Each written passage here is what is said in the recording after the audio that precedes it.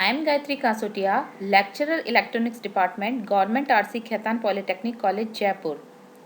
आज के ई लेक्चर में हम जिस विषय को डिस्कस करेंगे वो है CS 204 basics of electronics devices and circuits.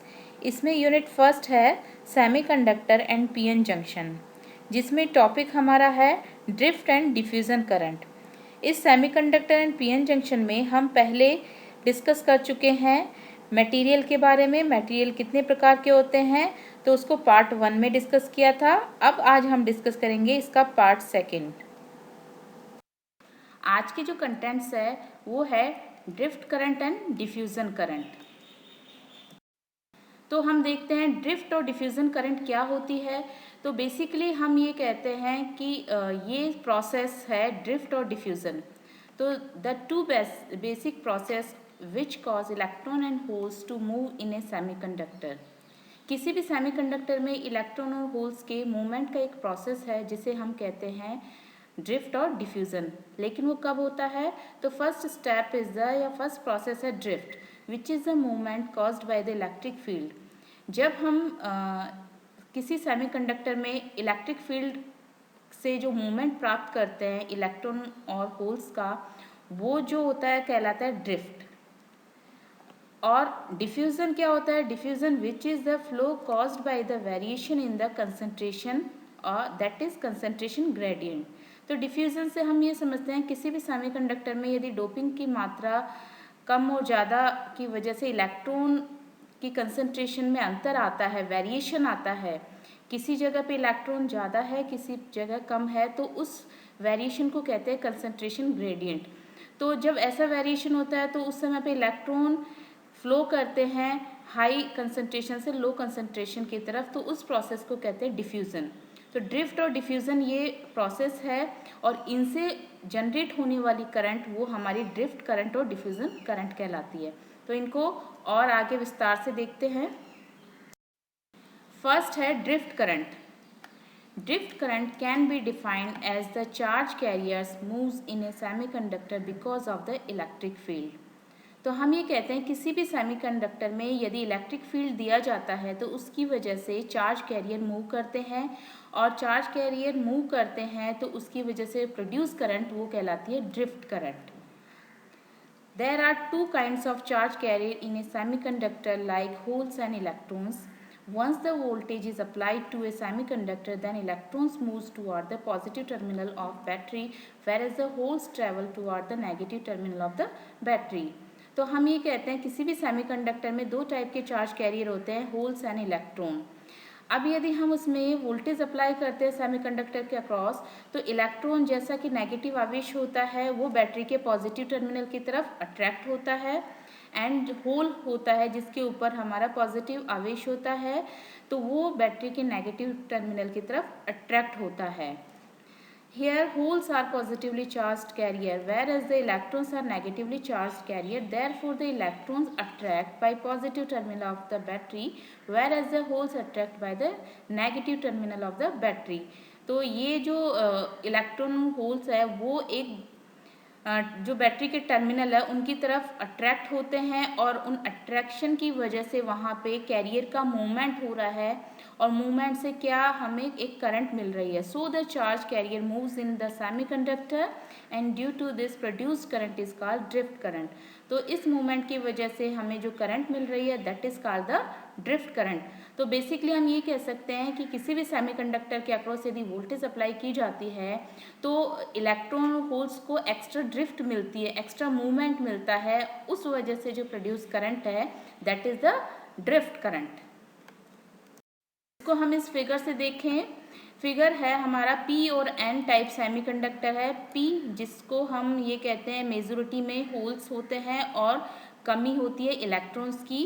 N type semiconductor में अधिकता में इलेक्ट्रॉन्स होते हैं और कमी होती है होल्स की।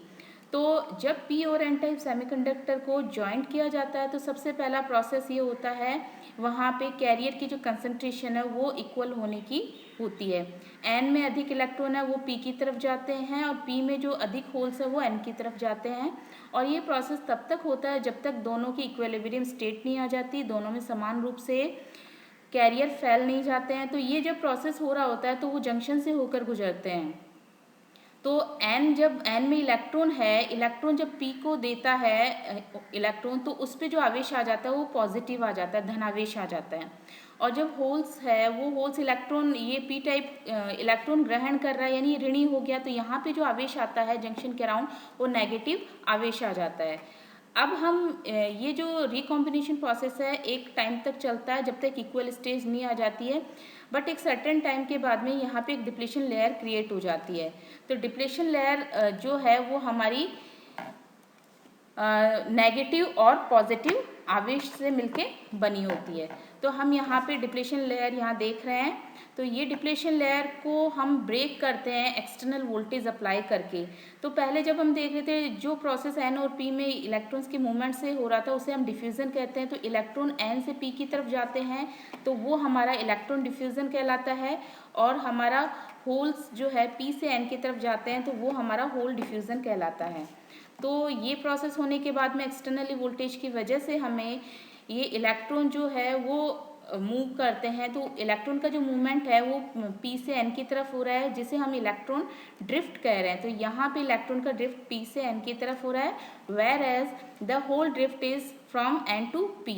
तो ये जो एक्सटर्नल वोल्टेज की वजह से ड्रिफ्ट मिल रहा है उसकी वजह से जो प्रोड्यूस करंट है that is called the drift current.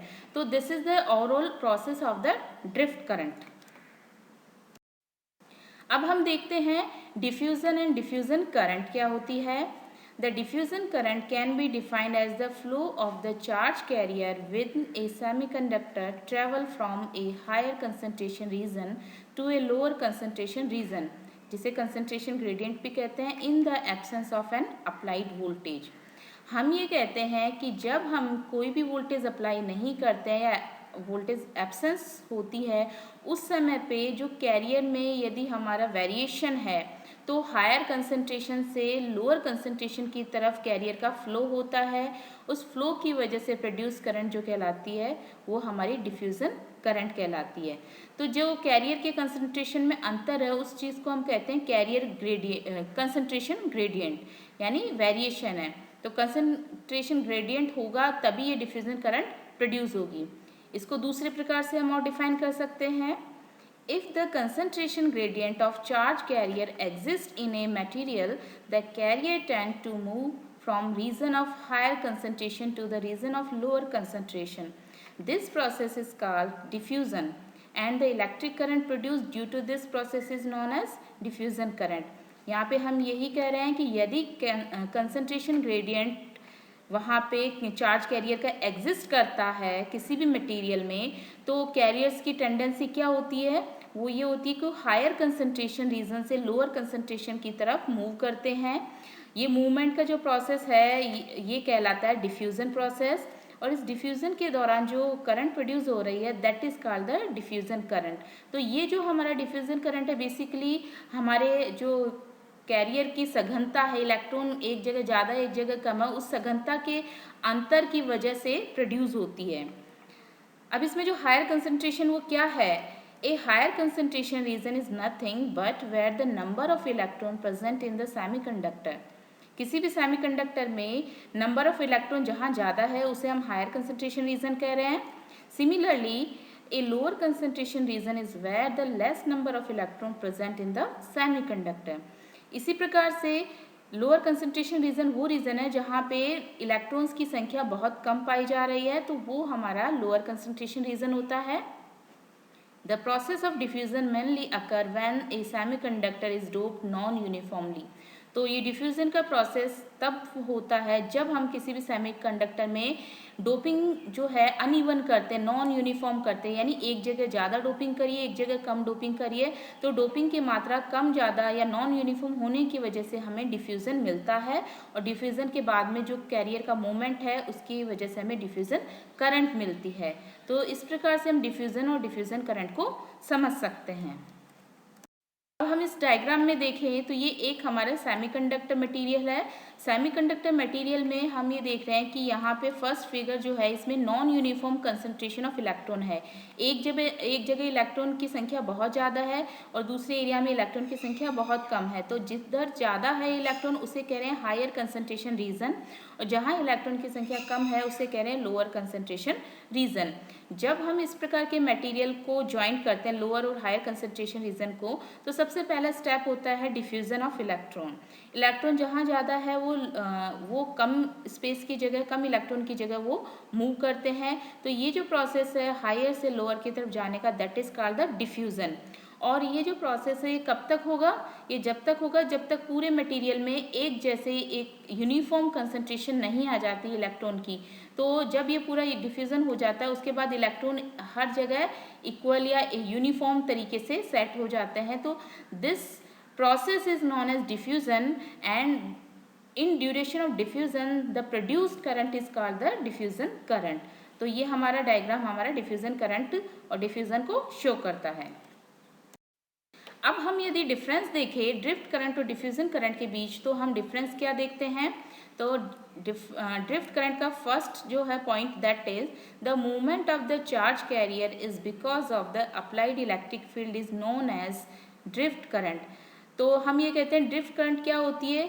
Drift current वो होती है जब हम किसी सेमीकंडक्टर में इलेक्ट्रिक फील्ड अप्लाई करते हैं, उसकी वजह से चार्ज कैरियर का मूवमेंट हो रहा है, तो उसकी वजह से करंट प्रोड्यूस हो रही है, that is drift current. Whereas diffusion current क्या है?